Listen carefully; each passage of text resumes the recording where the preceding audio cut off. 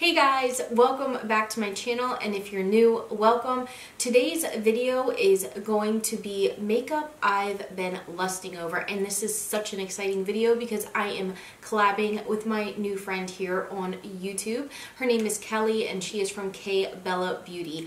We kind of found each other through Samantha March's video. Samantha March was so kind to kind of mention both of us in her 8 under 8K YouTubers to watch, and when I saw that, I was so stoked. I was so excited. I was like, oh my god! Like, ran and told my husband. It just definitely made my day, and I'm just, again, so thankful. And I'm definitely thankful because it's brought me to so many amazing women that I didn't know about before, Kelly being one of them. So I'm so excited to be doing this collab with her today. So she will be telling you what her makeup lusts are. We're gonna do 10 of these. I have plenty more than 10, trust me, but I did narrow it down to 10. But I will have her channel linked down below, and I really encourage you to go check her out. She does really awesome videos. She has really great content. She does everything from like just reviews, talking about makeup, tags, and really good tutorials, and she's just really sweet and kind, and I love kind of the vibe she gives off. So I definitely recommend going and checking her out. Again, all her information will be linked down below, including her video. Alright, so I have my list here of goodies that I wrote down. I kind of went through my Sephora wish list and my beauty wish list. I kind of wanted to keep it to those two. Otherwise, I would have had a really hard time narrowing it down if I went to like every indie brand that I want to shop from and whatnot. So I kind of kept it to them too. So let's go ahead and jump right in. Alright, so my first item of makeup that I have been absolutely lusting over, and this is probably the #1 item that I've been staring at basically since they came out. Casey Holmes kind of made me really want these, and it's actually 2 palettes, but I kind of just grouped it into one because they're just the same palette, just a different color variation. And it is the Natasha Denona 28 eyeshadow palettes. It's like the really big ones they came out with. And they have 2 different colors. Like I said, they have the green and browns, which is the one I really want like more than anything. But then they also have the purple and blues, which I really want that because I love purple eyeshadows. Like, they're probably some of my favorite to wear. So I really want those, but I just can't swallow that hefty price tag. I just can't. They are retailed for $239. Yes, you heard that right. $239. To me, that's insane. I've heard a lot of people sit there and tell me like, oh, when you break down the eyeshadow per eyeshadow and the grams you get, it's really not that expensive. No, it is still that expensive. It is still $239. You might as well say $40. Now, I've contemplated doing the Beautylish flexible payment plan, but still, I just can't do it. I did break down and get the Natasha Sunset palette, and honestly, I wasn't that impressed with it, but I've also had people tell me that that wasn't as good as the original one, so I still want to give it a try, but honestly, I don't see myself buying that, like, ever. Number 2 is the Urban Decay Distortion palette. That retails for $48. Now, $48 is still a lot of money. It's not as much as obviously the Natasha Denona palette, but I really love the concept and colors in this palette, but I just haven't bit the bullet with purchasing it because I don't need it. I don't need those colors. It's not a palette, like a neutral palette that I'm going to use every single day. I'm not going to get a lot of use out of it. It's going to be like a once in a blue moon when I want to be frisky palette. So I'm kind of hoping it'll go on sale eventually. Fingers crossed, and if and when it does, then I might pick it up. I just think it's such a really pretty palette, and I love that you can like do the matte black and do the color. You know what I mean. You all know what it is. But I'd love to play with it, but I just can't justify buying it. Okay, number 3 is the Sunday Riley Auto Correct Brightening and Depuffing Eye Contour Cream. Yes, that is a mouthful, but I've wanted this ever since I got the email. Like, I got like first access to it or something. It was on sale for one day and then it goes away. Like, Sephora is starting that where you can buy it for one day and then you have to wait till the release. And I put it in my cart and I sat there for a long time and contemplated it, because it is $65 for an eye cream. Now, I know, and I'll be the first one to tell you that you have to invest in your skincare, and I'm all about that life, but I don't have that kind of money right now. So I have put it off, but I would really like to try it out. I personally love Sunday Riley as a brand. Some of my favorite skincare products are from her line, so I feel like it would do a really good job. My Sephora doesn't have it in stock in store, otherwise I would go get a sample and try it out and see if it's worth it. But I'm not brave enough to get it online and have it possibly not work, because I really haven't had much of a success with eye creams and them working. I really puffy under eyes, especially when I get too much sleep or I'm sick. They just like, I look like the Michelin Man. So I've been really looking for something that's going to depuff them, but I just can't. I can't make the plunge yet. $65 is, oof, it's a lot. It's a lot. Okay, number 4 on my list is the Laura Mercier Matte Radiance Baked Powder Compact, and this retails for $42. Now, I've had this before, but it was in a little holiday set, and I don't know where it is. I lost it, and that was like 3 years ago. I think I hauled it in my very first video that I ever made on YouTube, but I lost it very soon after that.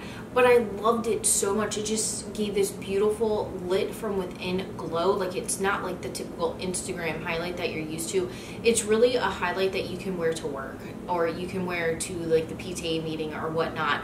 So I really liked it, but I've just been holding back from buying it for obviously years, and I don't know why. I just feel like I have so many other highlighters that I really don't need to invest in another highlighter, but I don't know. I really should get it. I really do enjoy it. It really is something I would wear on the daily, but for some reason or another, I just keep putting it off. Like, I've put it in my shopping cart. It's on my loves list, and I just continually kind of put it to the side.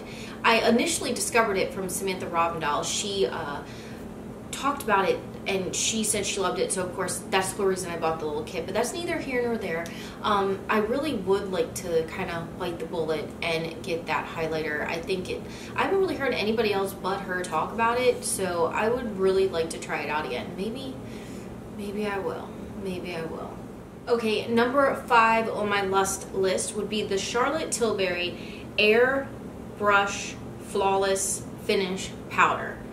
I had to read my handwriting really slow because it got a little messy towards the end. But this retails for $45, and I only want this because Jaclyn Hill keeps raving about it, and I have dry skin, she has dry skin, so if she recommends any product, especially a powder for dry skin, I want it. Like, I want it. But again, it's like in the $40 range. I purchased the Giorgio Armani Luminous Silk foundation powder on her suggestion, and I have not finished that yet, so that's why I've been holding off getting this Charlotte Tilbury powder. I do plan on getting it just after I finish that powder, because that powder is also quite expensive, so I do want to finish that out before I purchase something else. I have been trying to be good about doing that instead of just being excessively buying crap just to buy it because I want it.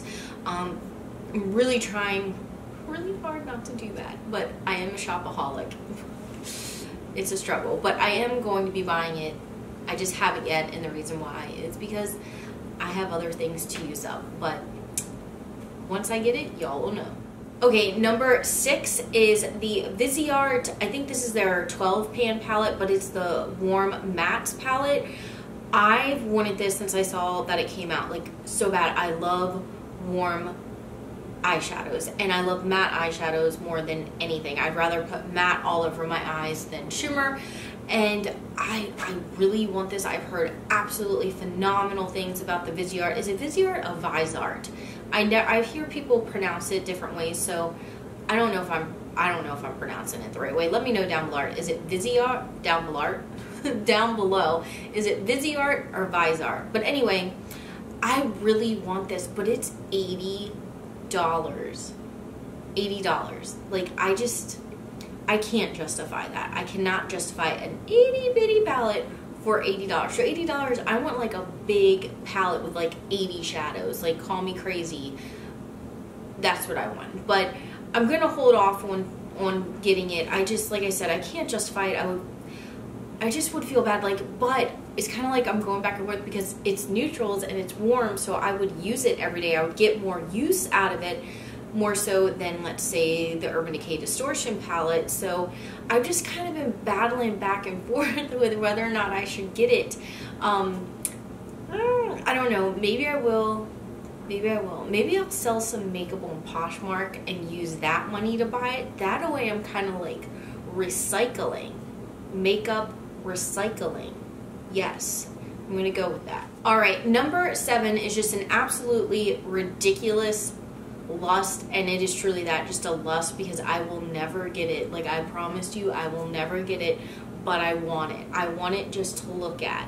And it is the Louboutin, the Velvet Matte Lipsticks, but they are $90, and they've got to be smoking crack if you think I'm gonna pay $90 for a lipstick. My name is not J-Lo. My name is not Kim K.